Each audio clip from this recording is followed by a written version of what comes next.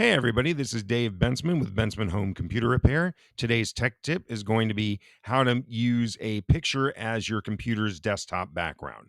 What you're going to do is you're going to right click on any blank part of your screen, not an icon. Then you're going to go down to personalize and you're going to wait for it to come up and show you your background selections. And then once it does that, you're going to click where it says background, whatever it says. It might say picture, it might say solid color. You're going to click there. Then you're going to left click where it says picture.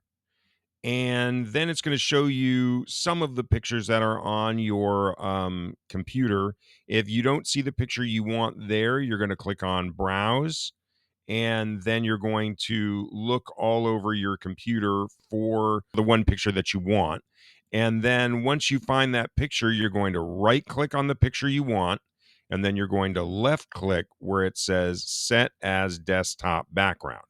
Now all you have to do is close the screen by clicking the X in the upper right hand corner, and there you go. Now you have a brand new picture as your desktop background.